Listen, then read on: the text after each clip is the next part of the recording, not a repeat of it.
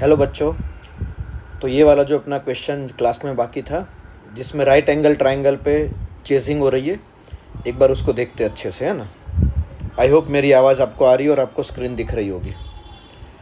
तो यहाँ पे पहले तो लिखा गया है, एक बार आप वीडियो को पॉज करके पहले पूरा प्रॉब्लम स्टेटमेंट पढ़ लो, ठीक है ना।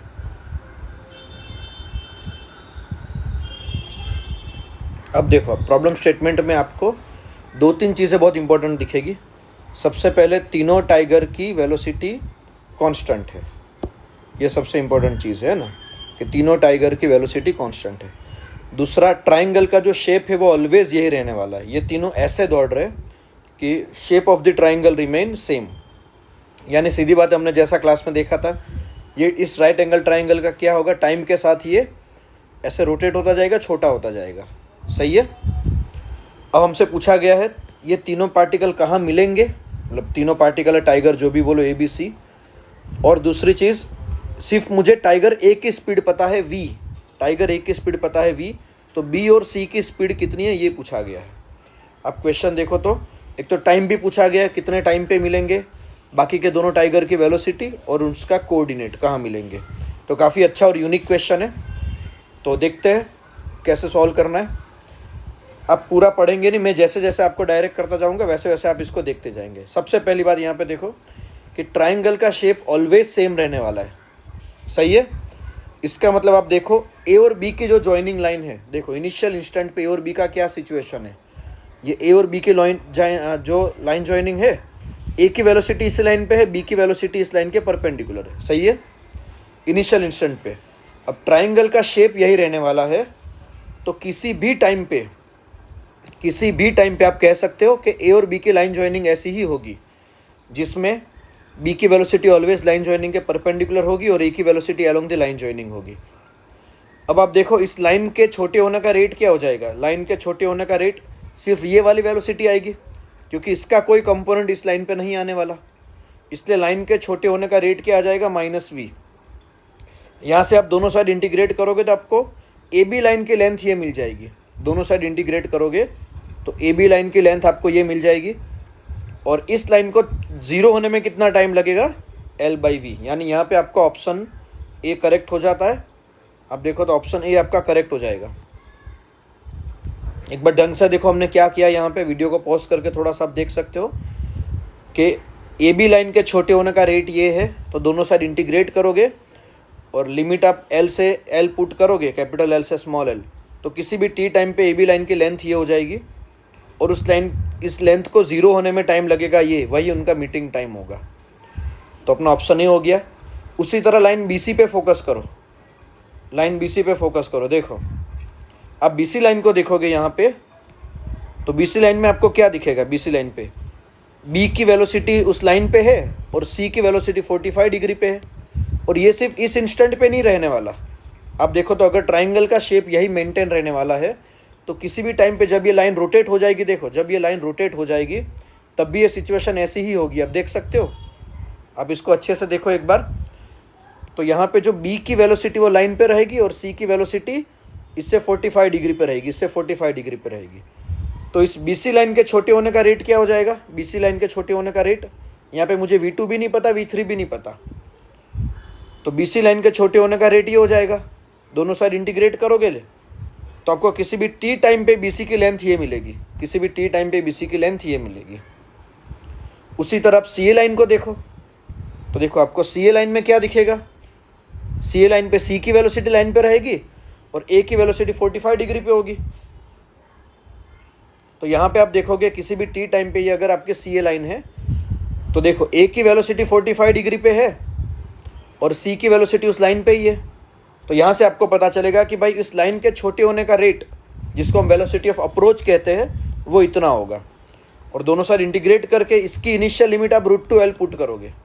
सही है, क्योंकि इनिशियल इस लाइन की लेंथ कितनी होगी, √2L होगी। तो जब आप इसकी लिमिट √2L पुट करके इंटीग्रेट करोगे दोनों साइड, तो आपको किसी भी टाइम पे AC की लेंथ ही हो जाएगी। अब टाइम ऑफ मीटिंग का मतलब क्या है, जब ये तीनों पार्टिकल एक जगह मिलेंगे, तब AB line, BC line, CA line तीनों की लेंथ 0 हो जाएगी।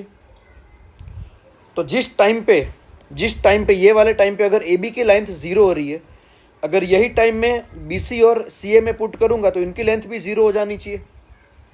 तो हम क्या करेंगे, ये टाइम इसमें पुट करेंगे और इसमें पुट करेंगे, और आप दो इक्वेशन मिल जाएगी, उसको सॉल्व करोगे तो आपको बी टाइगर की और सी टाइगर की स्पीड मिल जाएगी। एक बार आप ढंग से देखो हमने क्या किया है, वापस रिपीट कर रहा हूँ, जिस टाइम पे ए बी की लेंथ 0 हो रही है उसी टाइम पे बी सी और सी ए की लेंथ भी 0 हो जाएगी। तो आपको वो ए बी का टाइम पुट करना है L/V, इसमें भी टाइम पुट करना है L/V। ये पुट करोगे तो आपको दो इक्वेशन मिलेगी, V2 V3 को सॉल्व करोगे तो आपका आंसर आ जाएगा। V2 V3 को सॉल्व करोगे आपका आंसर, तो यहाँ पे आप देखोगे तो आपका ऑप्शन बी करेक्ट होगा, सी रॉन्ग होगा आपका। ठीक है, अब देखते हैं कौन से कोऑर्डिनेट में मिलेंगे, ये थोड़ा सा ट्रिकी पार्ट है। तो यहाँ पे वेलोसिटी मिलने के बाद अब इनके कोऑर्डिनेट की बात करते हैं, इस साइड ध्यान देंगे। देखो ये t बराबर 0 पे ट्राइंगल है, ये t बराबर 0 पे ट्राइंगल है, और मान लो P पॉइंट पे मिलने वाले हैं, ये ट्राइंगल P पॉइंट पे मिलने वाले, ठीक है। अब देखो ये वाली लाइन AP लाइन है और ये वाली लाइन PB लाइन है। अब हमने देखा था कि ट्राइंगल का शेप मेंटेन रहने वाला है, ये तभी हो पाएगा जब जिस रेट से ये वाली लाइन घूम रही होगी उसी रेट से ये वाली लाइन घूमे, यानी R1 R2 वाली लाइन का एंगुलर वेलोसिटी सेम होना चाहिए। तो देखो यही हमने लिखा है यहाँ पे, यह R1 लाइन का एंगुलर वेलोसिटी और यह R2 लाइन का एंगुलर वेलोसिटी। एंगुलर वेलोसिटी कैसे लिखा हमने यहाँ पे, तो ये R1 वाली लाइन है, वेलोसिटी का ये वाला कंपोनेंट इसको घुमाएगा, उसी तरह ये R2 लाइन है तो वेलोसिटी का ये वाला कंपोनेंट इसको घुमाएगा P के रिस्पेक्ट में। तो यहाँ से आपको एक इक्वेशन मिल जाएगी ये वाली। अब दूसरा देखो यहाँ पे R1 का ये वाला कंपोनेंट और R2 का ये वाला कंपोनेंट, ये टोटल मिला के कितना बनेगा आपका L बनेगा। तो यहाँ से आपकी जो दूसरी इक्वेशन बनने वाली वो ये वाली है कि R1 cos θ 1 plus R2 cos θ is equal to L। सही है। अब तीसरी बात, जब ये एक ही जगह पे मिलने वाले हैं तो भाई जिस रेट से ये R1 वाली लेंथ छोटी होगी उसी रेट से R2 वाली लेंथ छोटी होगी, और यानी जितने टाइम में R1 की लेंथ घट के R1 से 0 हो जाएगी उतने ही टाइम में R2 की लेंथ R2 से घट के 0 हो जाएगी। तो R1 की लेंथ को 0 होने में कितना टाइम लगने वाला है, R1/V cos θ 1, और R2 की लेंथ को 0 होने में कितना टाइम लगने वाला है, R2/V cos θ 2।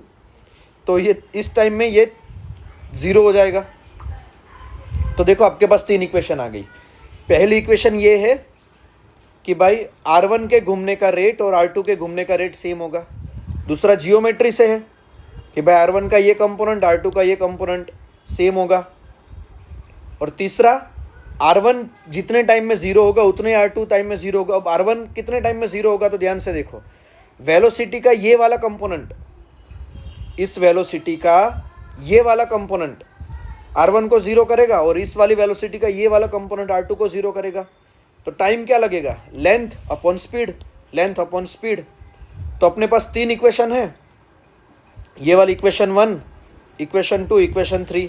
इन तीन इक्वेशन को आप सॉल्व करोगे तो आपको θ1 प्लस θ2 90 मिल जाएगा और R1 is equal to 2R2 मिल जाएगा।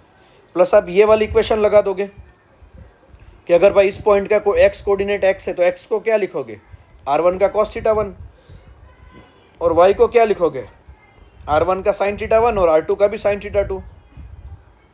तो इतना करोगे आप, मतलब ऊपर के तीन इक्वेशन और इसकी हेल्प से जब आप सॉल्व करोगे तो आपको x और y ये मिल जाएंगे।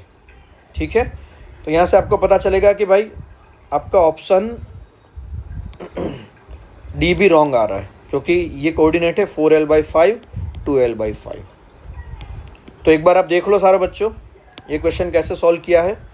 अगर आपको एक बार में समझ में नहीं आया हो तो आप इसको 2-3 बार भी देख सकते हो, आराम से पॉज करके रिवाइंड करके। क्वेश्चन अच्छा है, ये सारे कंसेप्ट वही है जो हमने ट्राइंगल वाले या हेक्सागोन, पेंटागोन या फिर स्क्वायर वाले क्वेश्चन में देखा हुआ है, बस यहाँ पे आपका स्ट्रक्चर थोड़ा सा चेंज कर दिया है। बहुत ही अच्छा क्वेश्चन है, एक बार देख लेना इसको। ठीक है, कुछ डाउट हो तो आप मुझे व्हाट्सएप कर देना। Thank you.